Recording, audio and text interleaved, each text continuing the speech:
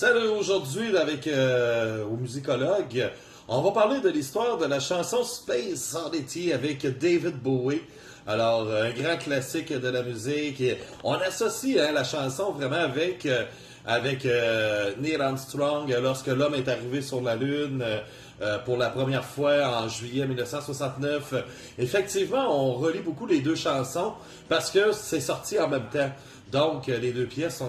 la chanson et l'événement, c'est arrivé en même temps en juillet 1969. Mais en réalité, David Bowie n'avait pas fait cette chanson-là en fonction de L'Homme sur la Lune. Hein.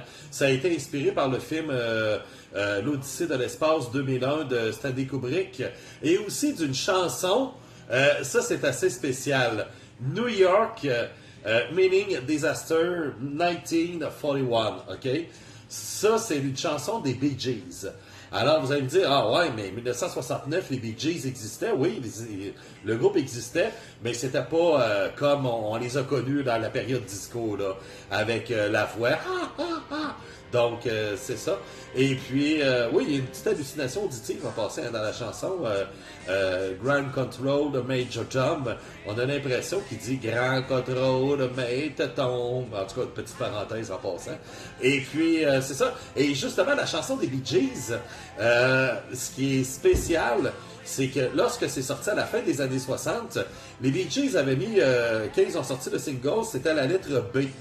Et puis on regardait le look des gars, puis on disait, ça c'est pas le look des gars, mais la chanson.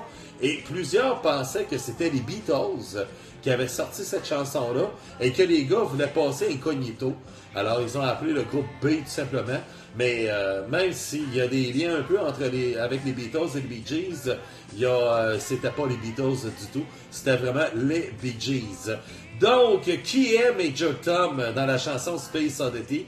C'est un gars qui fait son décollage de son vaisseau et tout se passe à la merveille, mais sauf qu'on finit par le voir disparaître dans les profondeurs de l'espace. On n'a aucune idée où il est rendu. Ça, c'est un personnage en passant, c'est de la fiction, là. De la science-fiction, hein, c'est pas une histoire vraie. Mais c'est un personnage qui est devenu populaire à travers la musique. Et c'est un personnage qui était très populaire aussi par David Bowie. Et là, on perd complètement, là, tu sais, là, le gars, il disparaît dans l'espace et on ne sait plus du tout où il est. Et puis, c'est un petit peu ça, là, l'histoire de Major Tom. Et là, même avec le temps, David Bowie va faire des clins d'œil à la chanson, où il parle un petit peu de Major Tom. Il y a Hello Space Boy, Slow Burn et New Killer Star. Ce sont trois pièces où David Bowie, durant les années 70, il va faire un clin d'œil à Major Tom. Donc, il faut attendre en 1980 pour retrouver Major Tom, où il va donner signe de vie. Et c'est ça, et ça sera dans la chanson Ashes to Ashes de David Bowie qui va faire. Donc, et là, c'était vraiment là qu'on est arrivé. Et il y a deux versions de Space Oddity. Il y a la version originale, mais celle que l'on connaît est faite en 1972. Et le claviériste en passant, c'est Rick Wakeman de Yes, un des meilleurs claviéristes de tous les temps. Et puis, c'est ça. Parce qu'il y a deux versions. Il y a une version où, même la première version, elle est beaucoup plus guitare sèche. On voit David Bowie sous des marches en train de jouer de la guitare, tandis que l'autre, là, elle est beaucoup plus meilleure qualité. Donc, c'est vraiment la version de 1972 qu'on est plus habitué là, et qu'on entend souvent et qu'on voit dans les vidéoclips, et non la version originale. Hein. Celle qui est sortie en 1969, elle est un petit peu différente, mais vous pouvez aller écouter la différence entre les deux. Il n'y a pas de grosse différence, mais on voit que le clavier de Rick Wakeman paraît. Alors, c'est la raison pour laquelle que je tiens à souligner son nom, parce que ça paraît qu'il est là. T'sais. Ensuite, pour ce qui est de Major Tom, pour ce qui est de David Bowie, ça va être pas mal fini. À part Def Leppard en 1900... Rocket, ça c'est dans l'Hysterium 1986. La pièce Rocket de Def Leppard, on va parler un petit peu de Major Tom. Et également aussi une chanson sur Major Tom. C'est en 1982 avec le chanteur allemand Peter Schilling.